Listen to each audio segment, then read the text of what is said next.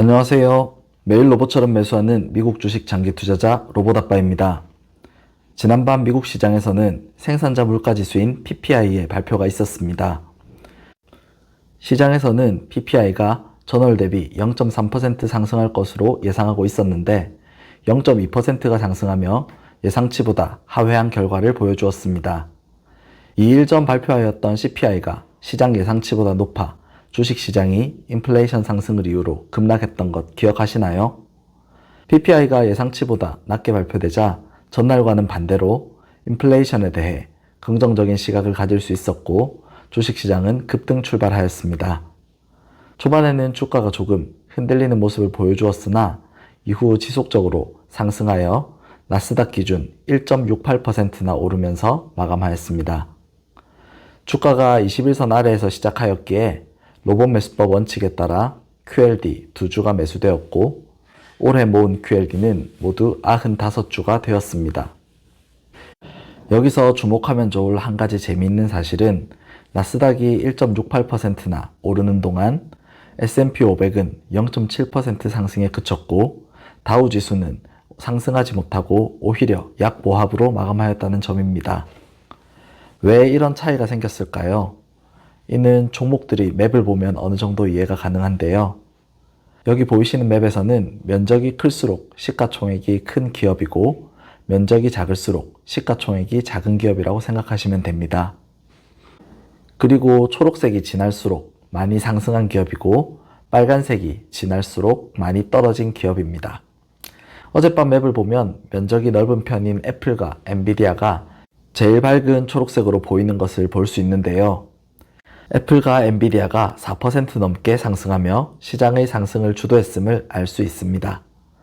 그 다음으로 면적이 넓은 구글, 아마존, 테슬라 등의 기업들도 초록색으로 2% 가까이 상승하면서 시장의 상승을 함께 이끌었죠.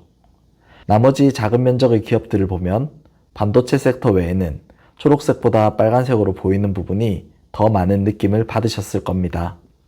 몇몇 대형 기술주들과 반도체 섹터 위주로 쏠림 현상이 발생하였고 그렇기에 대형 기술주들이 많은 비중을 차지하는 나스닥 위주의 상승이 일어났으며 기술주가 포함되어 있지 않은 다우존스 지수는 오히려 하락 마감하였다고 해석할 수 있겠죠. 그런데 지금처럼 인플레이션이 고착화되어 가고 고금리가 지속될 것 같은 분위기 속에서 왜 성장주가 많이 포함된 나스닥이 더 많이 상승하는 걸까요? 이러한 움직임은 크게 두 가지에 기인합니다. 먼저 인플레이션이 지금은 지속되고 있지만 조금이라도 완화되는 듯한 뉘앙스의 지표들이 나오면 금리를 더 올릴 공간은 남아있지 않고 앞으로 언제가 될지는 모르겠지만 금리를 내리겠지 라는 판단을 시장이 하는 것입니다. 그런 판단과 함께 시장은 미래에 있을 금리 인하를 미리 선반영하여 주가를 움직이는 것이죠. 금리가 낮아진다는 건 성장을 위해 많은 투자를 해야만 하는 성장 기업들에게 우호적인 상황이라는 의미이니까요. 그 다음으로는 큰 틀에서의 패러다임이 변화하고 있을 가능성을 생각해 볼 수 있습니다. 과거 나스닥의 이미지는 돈은 잘 못 벌지만 성장성이 큰 기업들이 상장하는 곳이라는 인식이 있었죠. 하지만 지금은 나스닥에 상장된 기업들, 그 중에서도 덩치가 큰 빅테크 기업들이 강력한 브랜드 파워와 시장 지배력으로 세계에서 돈을 제일 잘 버는 기업들이 되었습니다. 그렇기에 인플레이션으로 물가가 상승해도 이런 빅테크 기업들은 상품의 가격을 계속 올려 소비자에게 가격 부담을 떠넘기며 인플레이션을 상회하는 마진을 남기고 있는 것이죠. 가격이 오른다고 해서 우리가 아이폰을 사지 않을 수는 없고 윈도우나 오피스 프로그램을 사용하지 않을 수도 없습니다. 유튜브를 보지 않고 인터넷 쇼핑 대신 오프라인에서만 물건을 구입할 수도 없는 것이죠. 이렇게 가격 상승에도 불구하고 소비자들은 빅테크 기업들의 상품을 구매하고 사용할 수밖에 없는 것이 현실입니다. 그게 바로 시장 지배력이고 기업의 브랜드 파워인 것이죠. 이렇듯이 나스닥에 상장된 과거에는 돈을 잘 못 벌고 성장만 했던 기술 기업들이 성장도 하면서 실적도 제일 잘 내는 기업들로 변모하게 되는 하나의 커다란 패러다임 변화의 시기를 우리는 지금 지나가고 있습니다. 이런 커다란 트렌드는 3차 산업혁명으로 인해 시작되어 서서히 성장하였고 현재 4차 산업혁명 시기를 지나며 점점 더 또렷해지고 있는 중이죠. 저는 앞으로도 이러한 방향성이 지속될 가능성이 높아 보였습니다. 그렇기에 미국의 더 많은 우량 기업에 분산 투자하는 안정적인 S&P 500 지수보다 빅테크 기업들의 비중이 더 높은 나스닥 100 지수에 투자하는 것이 더 좋을 것이라고 판단하였습니다.